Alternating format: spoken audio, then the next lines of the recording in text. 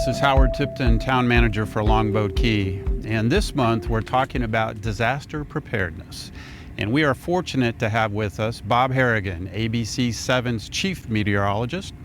And Bob, we're welcome. We're glad you're here. Thank you. Honored to have you, actually. Yeah. You know, you have been broadcasting weather and covering our area, the Sun Coast, for more than 30 years. Right. And long time. Long time. You've seen it all. But when it comes to hurricanes, you know, maybe not, because they're always a little bit different. Yeah, they are. You know, the thing is that for 37 years here, there's so many different kinds of storms that I can remember over the years, from Gabrielle back in 2001, which was just a tropical storm, I might add. And then, of course, Charlie was a big scare, and Irma, and then Ian. Those have been the biggest ones in the recent past. But there's been a lot of storms. I mean, Florida sticks out there in the middle of Hurricane Alley. So, I mean, we're very vulnerable to getting hit by hurricanes each and every year. In fact, if you look at the statistics, Florida is number one in terms of getting hit by hurricanes over the past 100 years. That's right. So high probabilities every year. Of course, you know, it doesn't really matter how many hurricanes we might predict in a season. All you need is one to have a bad year. Yeah, I try to tell people that, and last year is a perfect example of that. You know, we had an active season, but it was just one storm hits, and you know, I try to tell the folks at our news station, you know, they make a big deal, and obviously I understand why, that these prognosticators, these climatologists come out with their projections each and every year. I say that's good. That gets everyone kind of in the mindset, hey, season's approaching, but don't take what the forecast is and make decisions based on it. If there's going to be 20 storms this year, they're saying, versus 5 storms, should you prepare differently? No, you should prepare the same each and every way when it comes to these hurricanes and tropical systems, because if there's 5 storms projected and all 5 hit our coast, what are you going to say? It was a pretty active season, right? Absolutely. And it could happen. We saw that in 2004 when Florida was hit by, 4 major hurricanes from Charlie, Jean, Francis, and Ivan hitting the panhandle of Florida. So it's a pretty strange situation when it comes to hurricanes. I know in 1995, and we'll talk more about this obviously at the Hurricane Seminar, but in 1995, we had 19 named storms that year. Very active hurricane season, right? Not one storm impacted Florida that year. So if you were to say to someone, hey, the forecast is calling for 19 storms, you go, oh no, we're going to get hit this year, and then nothing happened. So it's a good point that you make, Howard, is that you can't just look at the forecast. You have to realize that the forecast that is important is the 5-day out from the arrival of the storm, not the 30 days in advance or the 4 months in advance of what the season is going to do. You have to take the information that you have, and that's the possibility of getting hit by a hurricane each year is there. It is small. I want people to know that. It's a small chance, but you know, it's going to happen. Will it be this year? No one can say. No climatologist, no meteorologist at this point can say, yeah, we're going to get hit this year. It looks bad. It looks like it, because I saw one do that once, and we'll talk about that a little bit later. A guy from AccuWeather said, yeah, it's going to be a bad year for, you know, the mid-Atlantic coast states. This is prior to the season. National news. And he said, you should prepare this. It reminds me of the year, 1964, same setup and everything. They didn't get hit by one hurricane in the Carolina coast.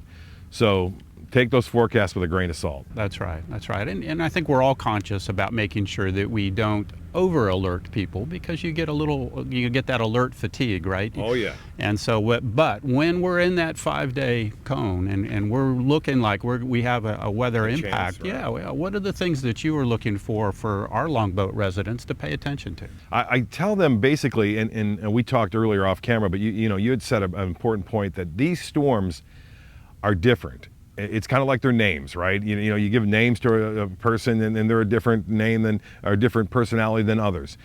So, for example, Charlie, a very small, tightly compact, big storm, having a huge impact on a small area as it moved through the same exact area, I might add, as Ian did. But yet, it was a totally different storm. The surge was not a big deal. It was only, I think, an 8-foot surge on some of the islands there as it was moving through. The size of it was so much smaller. I mean, the eye wall with Charlie was 15 to 20 miles wide. This one was 50 miles wide, having a much larger impact. And then, you have other storms as well that are different than others. So making your decisions, and I want to stress this to all Longboat Key residents, on past hurricanes is something you shouldn't do. So if you say, oh, I've been through Charlie, or I've been through an Ian, or I've been through Irma, it's not the same. It could be less this next storm coming, but it could be much more, and it could be a different storm. Storms move at different paces, right? Some storms I've seen, and you know about it, I'm sure, the storm that hit Harvey hitting Houston, right? Harvey sat there for 4 days. That's my biggest concern for folks here along the west coast of Florida, is a storm that gets into the Gulf and then becomes stationary just offshore. That would cause devastation throughout the entire area, not just Longboat Key, but we're talking inland, we're talking, down to Venice, we're talking up to Tampa. That kind of storm would be catastrophic because of the rainfall. I mean, they had 60 inches of rainfall with Harvey, flooding most everywhere, and that would be a big concern. So to that point, a couple of different examples. So you mentioned Charlie. I was in Orlando when Charlie hit, and it came through so fast. It was about 2 hours is what it was. About 110 miles an hour. It was the first hurricane since 1960 to hit Orlando, right. And just was totally unexpected because it really blew up just off the coast very quickly. It was like a 1 became a 4, and then boom, It was off.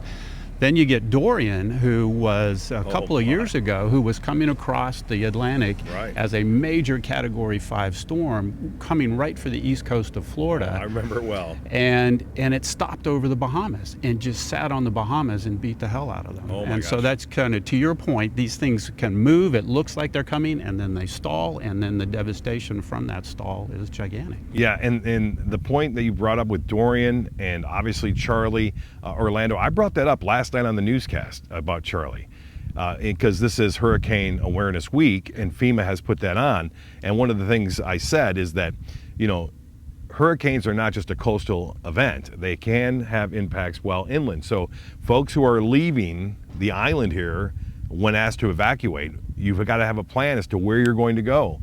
A lot of people did go to Orlando and got off the island here on Siesta Key and Longboat Key, and they went to Orlando, and they said, it was worse there than it was here on the Key. There are going to be times and decisions made, but you have to make those decisions and stay with them, okay? No one that I know of, or that I'm aware of, was injured there in Orlando due to those strong winds, power outages, things of this nature.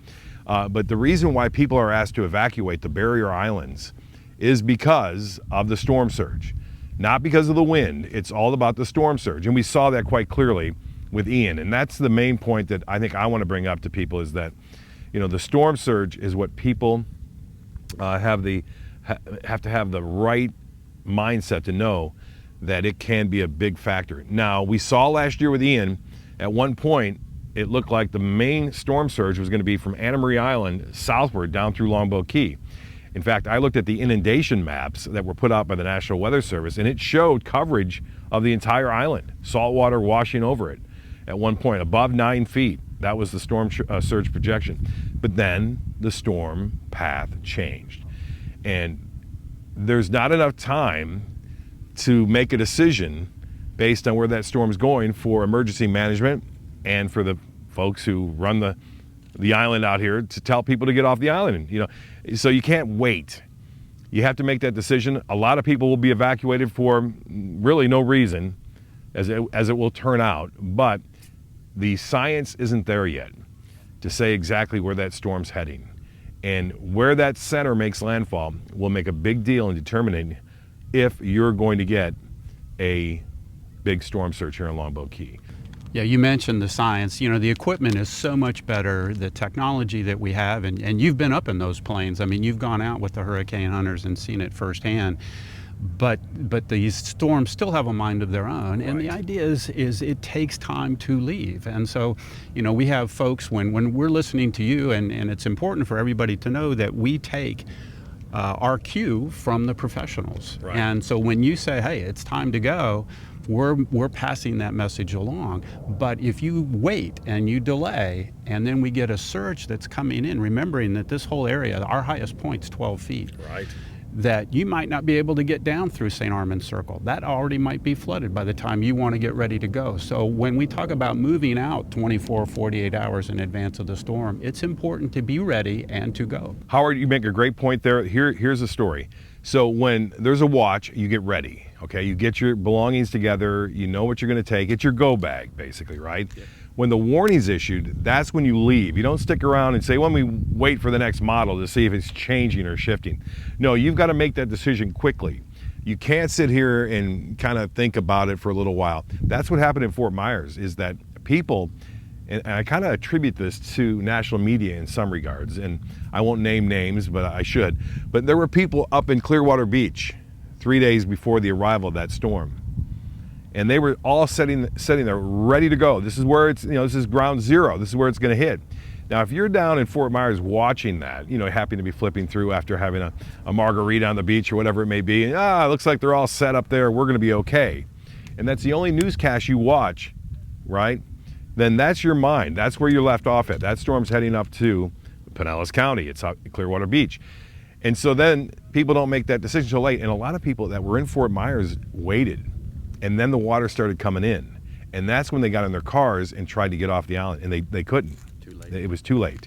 So remember that. That's a good point too. Inland may be having problems already. So the warning's issued based on time. A lot more people are going to be asked to evacuate, that probably may not have anything wrong or happen to their island, and be thankful. But if you wait around too long, or you think you're going to ride a storm out here, you said it earlier, a storm went from a 1 to a 4 in just 24 hours. Rapid intensification is a huge deal down here. And you think it's going to be a 1, and the projections are for a category 1, but it turns out to be a 4 or a 5, then you're in really trouble, because emergency management won't be able to get out to you if that surge comes over the island.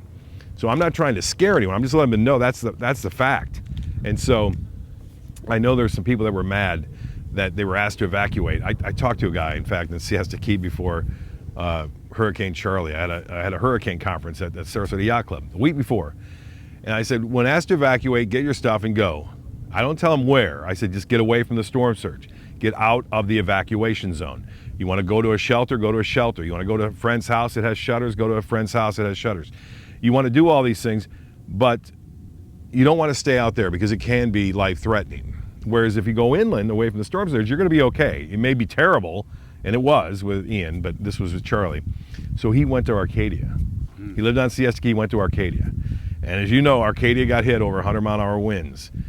And he stayed in a bed and breakfast there, and his car got wiped out, his 2 cars, and they were inside this bed and breakfast, and all the windows blew out. The chimney came crashing down on the floor. 17 people were huddled into a small closet. I saw him about a week or 2 later. He goes, Bob, I want to tell you something. I go, what's that?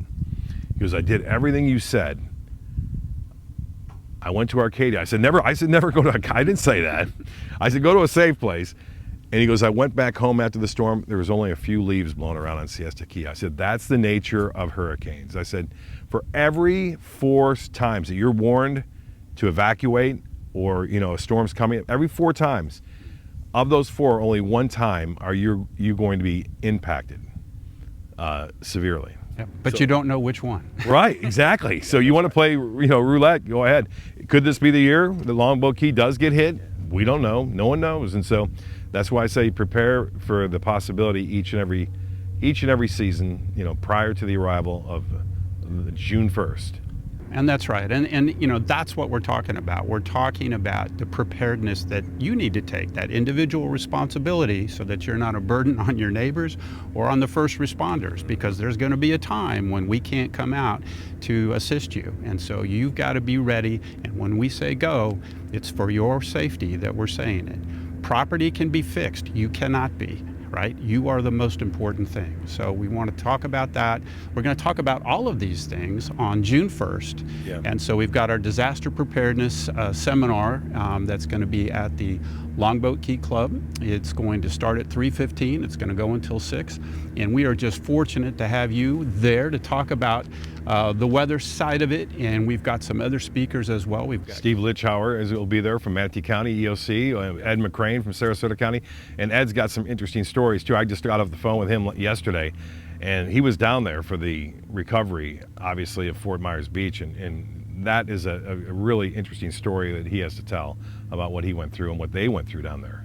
Yeah, no, those stories, and we're going to have the Sanibel Chamber of Commerce person coming in and telling firsthand what they experienced, especially from the business side.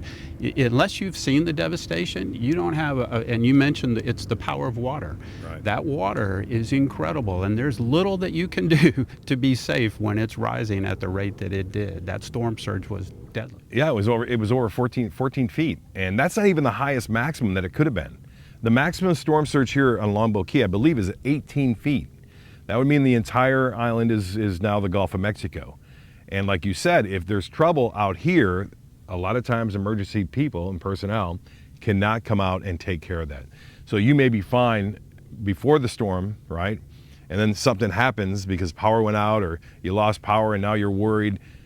You can't call 911 and say, can you come pick us up?